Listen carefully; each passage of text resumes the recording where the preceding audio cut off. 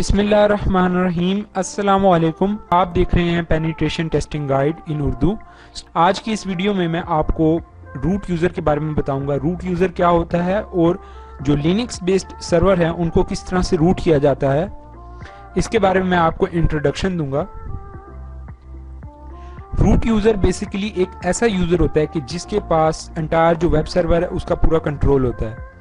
Root user के अंदर सब यूज़र्स आते हैं, यूज़र 1, यूज़र 2, यूज़र 3, यूज़र 4, मुख्तलिफ नामों से जो यूज़र्स क्रिएट होते हैं वो सब यूज़र्स आते हैं। रूट यूज़र एक तरह से एक एडमिनिस्ट्रेटर अकाउंट होता है कि जो पूरे वेब सर्वर को कंट्रोल करने के लिए रिस्पॉन्सिबल होता है। रूट यूज़र के अंडर ही सब यूज़र्स अकाउंट क्रिएट होते हैं और उन सब यूज़र अकाउंट्स को एक डायरेक्टरी या एक फोल्डर दे दिया जाता है कि जिसमें वो महदूद रहते हैं और वो एक दूसरे की फाइल्स को एक्सेस नहीं कर सकते। लेकिन जो रूट यूज़र है वो तमाम यूज़र्स की जितनी भी फाइल्स होंगी उनको एक्सेस कर सकेगा, इसीलिए इसको रूट यूज़र या एडमिनिस्ट्रेटर आप कह सकते हैं। तो किसी भी वेब सर्वर को रूट करने के लिए जो लिनक्स बेस्ड वेब सर्वर्स होते हैं उनमें एक वल्नरेबिलिटी ये होती है कि उनको इजीली हम रूट कर सकते हैं।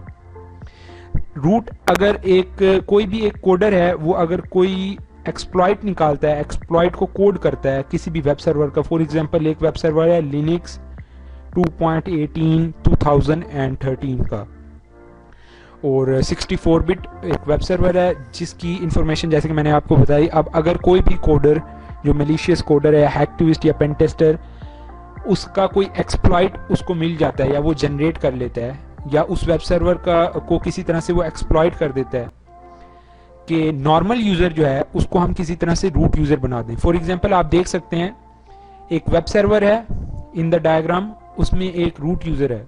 रूट यूज़र के अंदर जो है अंडर यूज़र 1, यूज़र 2, यूज़र 3, ये तीनों यूज़र जो हैं रूट यूज़र के अंडर हैं। एंड यूज़र 1 यूज़र 2 की फाइल को एक्सेस नहीं कर सकता, यूज़र 2 यूज़र 1 की, और ना ही यूज़र 2 यूज़र 3 की, ना यूज़र 3 यूज़र 2 की। लेकिन जो रूट यूज़र है वो इन तीनों की फाइल्स को एक्सेस कर सकता है।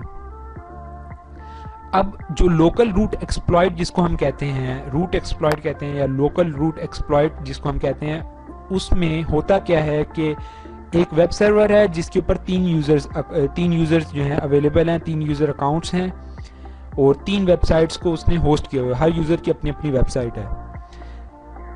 हैकर या अटैकर यूज़र 3 या यूज़र 2 या यूज़र 1 इनमें से किसी एक यूज़र फर्जन जैसे कि यूज़र 2 इसको वो अटैक करता है और इसके एक्सेस जो इसकी वेब सर्वर की जो एक्सेस है वो अटैकर के पास आ जाती है। उसके बाद लोकल रूट एक्सप्लॉइट्स की मदद से वो रूट अपने जो यूज़र 2 है इसको रूट यूज़र का दर्जा दे देता है, रूट यूज़र की परमिशन दे देता है। जब इसको यूज़र 2 को रूट यूज़र की परमिशन मिल जाएगी तो वो यूज़र 1 और यूज़र 3 दोनों की फाइल्स को एक्सेस कर सकेगा। इस तरह से वो रिस्ट्रिक्शंस को बाईपास करेगा। जो मुख्तलिफ कोडर्स हैं ऑनलाइन या जो मुख्तलिफ भी जितने भी कोडर्स हैं जो मैलिशियस कोडिंग करते हैं, जो हैकटिविस्ट हैं, जो पेनटेस्टर्स हैं, वो बेसिकली करते क्या है कि सी लैंग्वेज में एक ऐसा कोड जनरेट करते हैं, एक ऐसा कोड क्रिएट करते हैं कि जिसकी मदद से वो जो यूज़र 2 है या जो भी उनका सब यूज़र है उसको एक्सेस करने के बाद जब वो उस कोड को रन करते हैं वेब सर्वर पे तो उनका जो यूज़र होता है उसको रूट का दर्जा मिल जाता है और वो जो जितनी भी वेबसाइट्स होती हैं वेब सर्वर पे उनको एक्सेस करते हैं, जिसको हम नॉर्मल ज़बान में लोकल रूट एक्सप्लॉइट कहते हैं।